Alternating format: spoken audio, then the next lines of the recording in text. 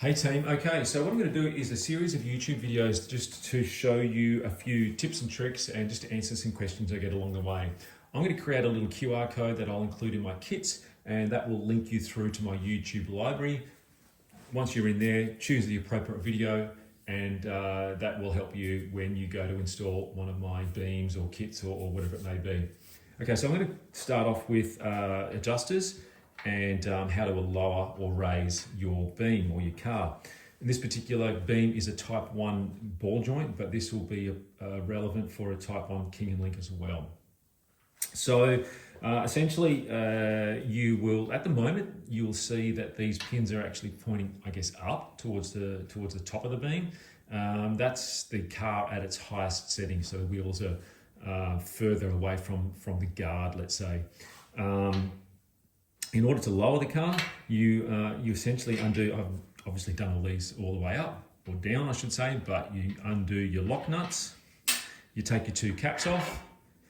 Now, I'm only going to show you, the one movement, but obviously that top one will move at the same time. They will both move at the same time. And the reason being is, let me just spin this around, your trailing arms and your spindles will be all connected, so everything moves together. But for the purpose of this video, I'm just going to move that bottom adjuster. So at the moment, that is at its highest setting. So once your caps are off, you essentially are trying to move this pin down. And the way you do that is obviously by grabbing the wheel on each side and moving it up and down. Once the beam is in and the wheels are on and everything's together. So this is essentially the last thing you do. You may have even driven it for a little while and you want to raise it or lower it, but essentially this is essentially what you're trying to do. So that pin, when it moves all the way down, is actually at its lowest setting. Now, if you're wanting to, if you're happy with that, put your cap back on, you're locking up both top and bottom. That top one will be facing the same way as this, the same angle. Put it all back together, lock up your nuts, and you're good to go. Now, if that's too low and you want to raise it, again, same thing. You take your cap off and then you move it up.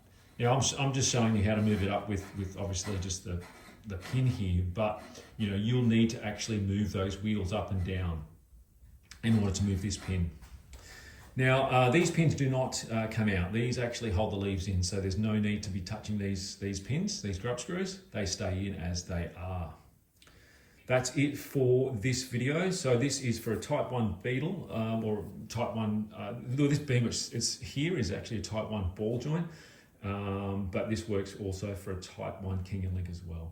Type 2 combi is a little bit different. I will do another video to show you how that works in another video. Hey team, welcome back. Okay, so I'm just going to go through a couple of little bits and pieces on once you get your beam. Your leaves are installed and we're going to actually put your trailing arm in and make sure that it fits okay. So you got your trailing arm and you've cleaned it all up. Throw a bit of grease on there or a bit of WD-40, bit of either or, doesn't really matter. But essentially what you're wanting to do is, like you can see the leaves are in, and then once you slip that trailing arm in, you've just got to find that happy medium spot. It's a bit hard sometimes. There we go. Okay, so that's in. Now, what you want is that you don't want it too tight that it doesn't spring back. See how that springs back? That's what you want. It's not binding. So essentially, if you move it and it stays at that same position, well then it's actually too tight.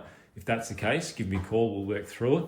But always, I should say, trial fit trailing arms in before I send them out. So it should be fine, but look, certainly let me know if it doesn't. But that's what you're looking for. And it's always good just to try this at home because some trailing arms, may differ just depending on the condition of them, right? So it's just a good practice just to make sure they all fit okay. So basically, like I said, you put it in, throw a bit of lubrication on there of some sort, and you just want to do this little jab test and make sure it springs back like that.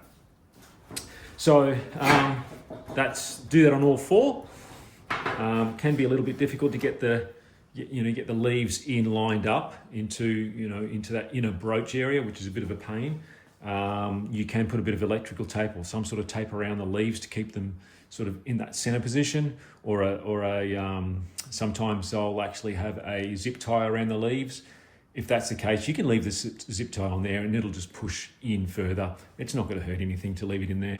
The other question I get is, do you run the original rubber bushes around before you put around the trailing arms before you put the trailing arms into the beam? The answer is no. So these bushes that I supply have actually got a nice little shoulder that matches in with this shoulder here and acts as a dust seal, and also acts as a stopper against the side of the beam. So you do not need anything at all. Basically, trailing arms go straight in, and that's you done. The other thing too, let me just move this around here a little bit. The other thing you want to do once your trailing arms are in is you want to actually grease up the beam. So I'll pump a heap of grease into each grease nipple. There's 4, one on each end, one on each corner, I guess you might say.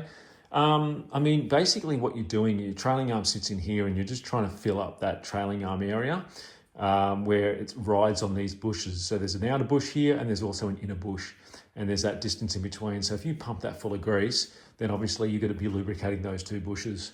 Now, how much grease? Look, grease is not that expensive, so you can't have too much, essentially. 1 cartridge for the bottom, 1 cartridge for the top. Sorry, I was overcomplicating that in my head there. Is fine. That's all you really need. That is it for that section. Thanks for watching.